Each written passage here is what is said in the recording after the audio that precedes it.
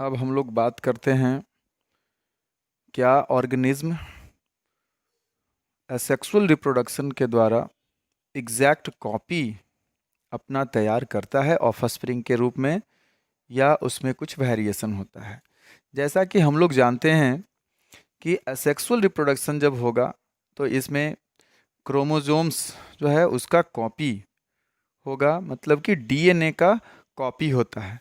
और वो डीएनए जब कॉपी करेगा तो उसमें जो है ये एग्जैक्ट कॉपी तैयार होगा। लेकिन उसमें ये 100% बायोकेमिकल रिएक्शन है, तो उसमें ये 100% कोई ज़रूरी नहीं है कि हो ही जाए। ऐसे उसमें जो है थोड़ा सा इनएक्यूरेसी हो जाता है सेल डिवीजन के द्वारा, तो उसमें जेनेटिकली वेरिएशन होगा। वो जो है ऐसे जितना भी एसेक्सुअली रिप्रोडक्शन होगा उसमें आइडेंटिकल ऑफस्प्रिंग बनता है। आइडेंटिकल ऑफस्प्रिंग का मतलब कि वो जो है जेनेटिकली सेम हो, वो अपने पेरेंट के जैसा ही हो, उसका डीएनए हू बहू उसके जैसा हो। लेकिन इसमें जो है कभी थोड़ा सा वेरिएशन हो जाए तो वो एक अलग टाइप का ऑर्गेनिज्म या उनसे थोड़ा सा डिफर कर जाता है उस ऑर्गेनिज्म का कैरेक्टरिस्टिक्स। और वो हम लोग आगे देखेंगे कि वो उसके लिए जो है एडवांटेजेस भी बन जाएगा, ताकि वो आसानी से कहीं जो है वो एडवर्स क्लाइमेट में भी रह सकता है। अब हम लोग बात करते हैं थोड़ा कि ये डीएनए जब कॉपी होता है उस समय उसमें जो है एग्जैक्ट जितना भी केमिकल्स है वो उस समय कॉपी करने के लिए जो है उसका तैयार हो जाता है। और वो कॉपी करके और तब दो न्यूक्लियस बन जाएगा। और न्यूक्लियस बनने के बाद फिर उसमें जो है बाकी और सेलुलर मटेरियल्स जो हैं वो डिवाइड होंगे और उसके फलस्वरूप नया ऑफस्प्रिंग बनेगा। लेकिन जब कभी जो है स्लाइटली वेरिएशन दिखता है एक ऑर्गेनिज्म से दूसरे ऑर्गेनिज्म में, वो होगा थोड़ा सा डीएनए जब रिप्लिकेट करेगा, मतलब कि वो डिवाइड करेगा, कॉपी होगा, तो उस समय उसमें थोड़ा सा किसी किसी में चेंजिंग हो सकता है। तो वो एग्जैक्टली उसको जो है वो आइडेंटिकल ना कह के सिमिलर कहा जा सकता है। एक और है इसमें कि जितना एसेक्सुअल रिप्रोडक्शन के थ्रू जो ऑफस्प्रिंग जो बना उसे हम लोग कहेंगे क्लोन। और इस प्रोसेस को कहते हैं क्लोनिंग। मतलब new offspring form by one parent through asexual reproduction are called clone. और इसमें जो है ऑफस्प्रिंग्स जो भी है ये बनेगा उसको कहेंगे हम लोग क्लोन इसके थ्रू। और वो जो क्लोन्स है वो जेनेटिकली आइडेंटिकल होगा अपने पेरेंट्स के। और फर्स्ट हम लोग ये जान लें कि फर्स्ट टाइम जो है वो क्लोनिंग जो है ह्यूमन द्वारा करवाया गया। और वो है एक उसके फलस्वरूप जो मिला हमें डॉली, एक सीप का सबसे फर्स्ट क्लोनिंग जो है वो किया गया था रोजलिन इंस्टीट्यूट स्कॉटलैंड में।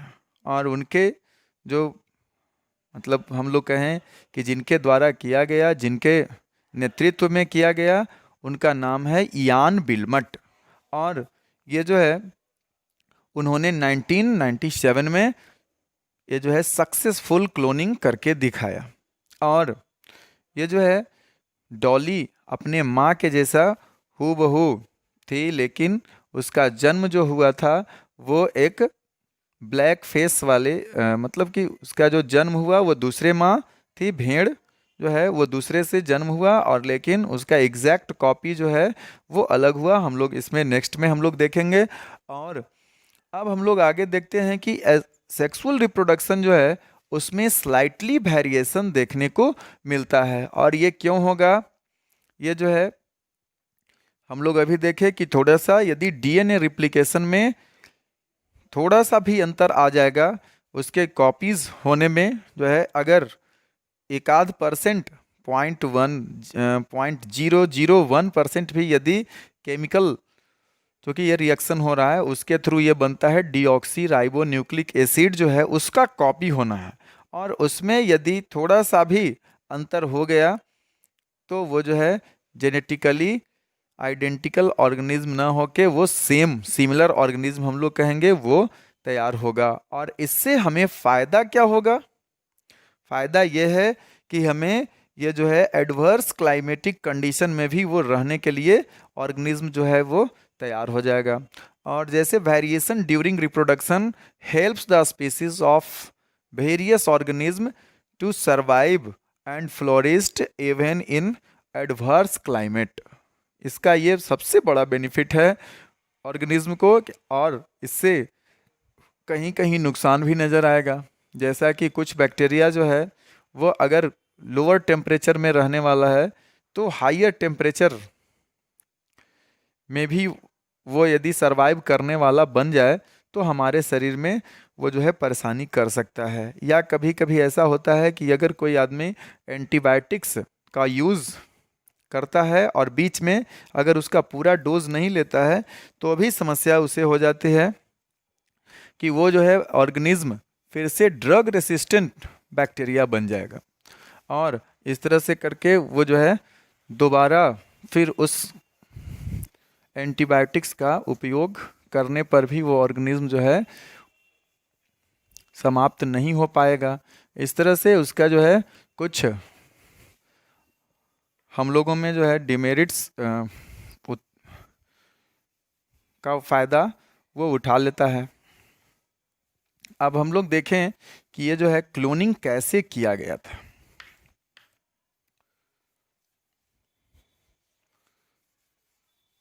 फर्स्ट टाइम जो है जब क्लोनिंग किया गया तो उसमें डॉली का जो है कैसे निर्माण हुआ हम लोग इसको देखते हैं। एक ब्लैक फेस वाली सीप और एक जो है वाइट फेस वाली सीप, ये दो को चुना गया और इसमें जो है ब्लैक फेस्ड सीप और दूसरा है वाइट फेस्ड सीप, ये दोनों जो है वो है फीमेल। ये जो है वाइट फेस्ड ये फीमेल और ये भी जो है फीमेल सीप ही फीमेल सीप जो है। अब इसका सबसे पहला है कि लिया गया इसके मैमेरी ग्लैंड से। ये जो है मैमेरी ग्लैंड से इसका जो है वो एक यहाँ से सेल लिया गया, सेल फ्रॉम मैमेरी ग्लैंड। और ये मैमेरी ग्लैंड से इसका सेप एक सेल लिया और दूसरा जो है इस भेड़ से, मतलब कि हम लोग देखें तो ये जो ब्लैक फेस वाली है इसका ओभम लिया गया, ओभम फ्रॉम ओवरी। ये जो है इसके ओवरी से ओभम लिया गया और ये जो है सेल फ्रॉम मैमेरी ग्लैंड से लिया गया। और ये दोनों का जो है वो अब देखेंगे कि ये इसका जो न्यूक्लियस है उसको रिमूव कर दिया गया। ये बिना न्यूक्लियस का, न्यूक्लियस ये जो है रिमूव कर दिया गया, न्यूक्लियस जो है इज रिमूव्ड और इधर भी इसका न्यूक्लियस जो है उसको रिमूव कर दिया गया। मतलब इसका ये जो है न्यूक्लियस है, न्यूक्लियस इसका आ गया और इसका भी न्यूक्लियस रिमूव कर दिया गया, इसका भी न्यूक्लियस रिमूव करके। और ये जो है नेक्स्ट प्रोसेस में ये वाला जो न्यूक्लियस है इसको इसमें यहाँ पर ट्रांसप्लांट कर दिया गया। मतलब कि न्यूक्लियस जो है न्यूक्लियस फ्रॉम वाइट फेस्ड, ये वाला जो है वाइट फेस्ड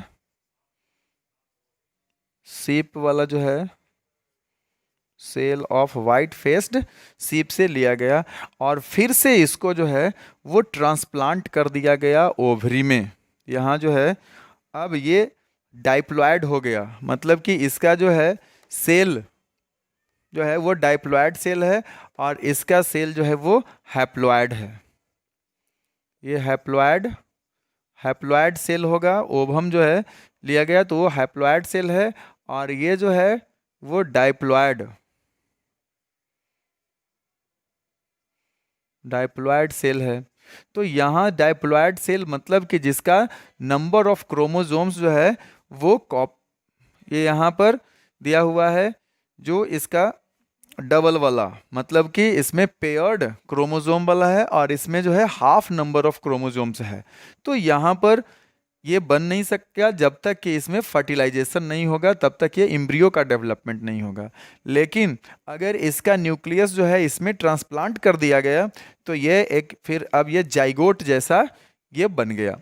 अब यहाँ फिर इसको जो है ग्रो करवाने के बाद ये एम्ब्रियो डेवलप हो गया और ये एम्ब्रियो बन गया और फिर इसके बाद जो है इसका ये जो है वाइट फेस्ड डॉली का जन्म हुआ। और ये वाला जो प्रोसेस है वो कहाँ हुआ, यूटेरस में ट्रांसप्लांट कर दिया गया, in the uterus of black faced सीप। ये ब्लैक फेस्ड सीप के यूटेरस में ये सारा प्रोसेस जो है ये चला। इसमें अब डेवलपमेंट होगा, मतलब कि ये इसको जो है ट्रांसप्लांट कर दिया गया और इसके फलस्वरूप वाइट फेस्ड वाला जो है वो डॉली का जन्म हुआ। तो इस तरह से ये हम कह सकते हैं कि ये वाइट फेस जो है वो डॉली का जन्म हुआ और ये जो है ये भी वाइट फेस वाले ये थे। और ये वाला जो है वो ब्लैक फेस वाला ये भेड़ का ये जो है ब्लैक फेस वाला भेड़ है। और ये दोनों यहाँ पर इसके जैसा देखिए कि ये जो है हू बहू इसका क्लोन हो गया। तो ये जो है इस प्रोसेस को हम लोग कहते हैं क्लोनिंग। अब हम लोग देखते हैं नेक्स्ट वीडियो में हम लोग देखेंगे, तब तक इसका स्क्रीनशॉट ले लीजिए और हम फिर आगे देखेंगे सेक्सुअल रिप्रोडक्शन इन एनिमल्स।